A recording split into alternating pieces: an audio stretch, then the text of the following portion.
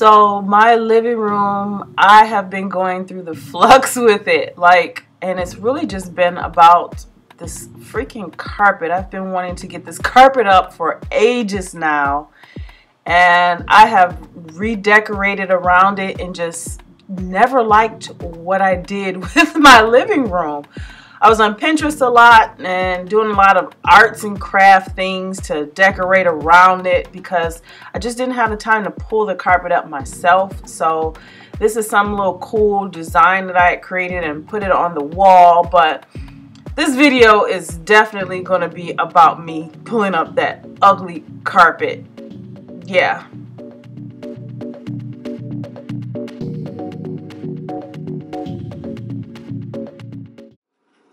Alright, so I'm going to give you guys a quick tour of my house. First, let's start with this living room. While I was gone in South Africa, a really good friend of mine pulled the carpet up. And seriously, just now it needs to be sanded and a coat on top of it. I love that now I have wood floors. But this video is just me giving you a quick tour or a look as to what it looks like now because I'm changing everything in this living room. This floor color is amazing. I can't wait to sand it and get it done. But the first thing I'm actually going to do is take everything off the walls down. I'm going to repaint, and I'm going to figure out if I'm going to reorganize or remove or add or whatever I'm going to do in here with these furniture pieces, because I'm actually going to make this even more minimalist. So this is my living room. I'm so happy about these floors getting done. So stay tuned to the next clip.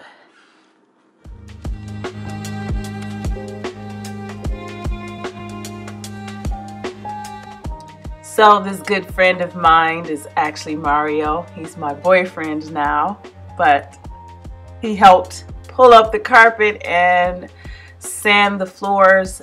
This is a drum sander. We only sand over it once. We didn't think we needed to do it twice, but it's usually recommended, I would say, from professionals, because we're clearly not professionals, but I usually try to sand more than once just to make sure that all of the varnish and everything is off of the wood floors. But we started off with a drum sander that we got from Home Depot. We rented that. It was only about 80 bucks for 24 hours. And we purchased hand sanders because it was a lot easier for us to work around the perimeter of the floor, like against the walls. So we rented one and then purchased another, and we just kind of went through sanding all of that down as best that we could by hand. Now, some things to think about when you do this: they do have a corner sander that you can use. We did try that, but it was just a little too much, and it was getting ready to sand holes in the floors. So that's why I chose to do it by hand using a smaller hand sander, and we used between a 60 to 100 grit. Just so you guys are you get an idea of what I mean. I'll make sure I put all the information down below in the description box of everything we used. But this is the finished product. Again, we just sanded once, and then we went over certain areas to make sure varnish was up and that we can get it up as much as we possibly could. And it required a lot of cleaning, so it took us a day and a half to sand, including going over, you know, the perimeter of the floor, and then it took another day just to let the dust and everything settle and then we cleaned the floors. Well, I cleaned the floors. And the last was we used a polyurethane, a satin finish. I didn't want my floors to be shiny, and that's just not me. So we used a satin finish polyurethane to cover the floors. I didn't want to stain them or anything like that. It only used probably about probably about more than a half of that can. We only needed to buy one for the floors. And I started in the main living room, and there's a really cool trick to this you'll see in just a second.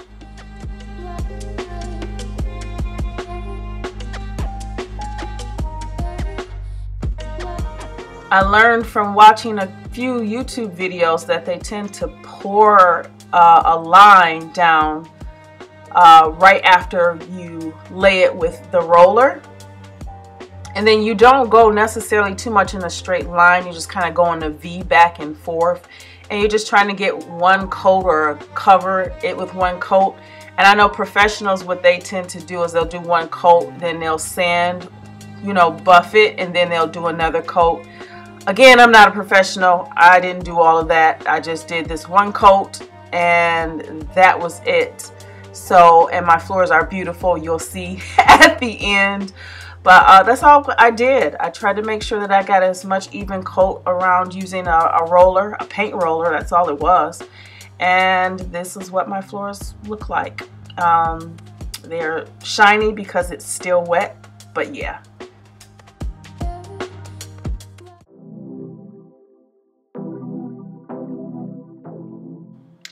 So the trick to hanging pictures is using masking tape and place them over the hanging hooks and use a pencil to mark where the nails are going to go, or whatever you're using to hang your picture frames up.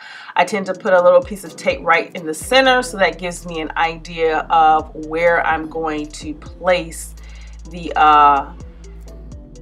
photos. So that was pretty set and easy for me. I put the black fabric color board up first, then I put these two frames up, and then I re-put this back up so that I could be able to put the rest of the frames up, so that I would create, you know, a mini gallery on this wall.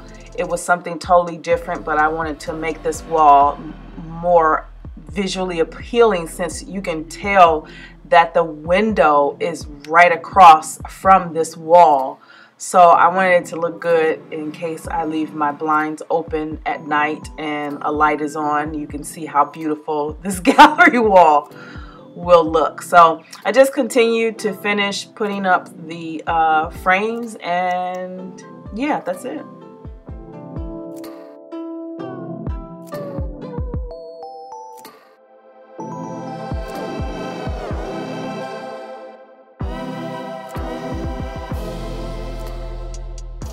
So you guys may not know, there's quite a few furniture items that are in my home that I've actually made.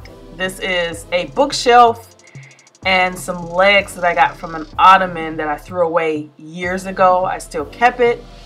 And the theme, I tried to keep everything black and white because that happens to be my favorite colors anyway, besides red. So I just tried to keep the black and white theme. And yes, I did do all of my pillows. I do have a serger and a lot of sewing machines in my basement. And I tried to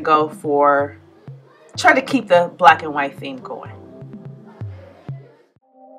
So here is the tour.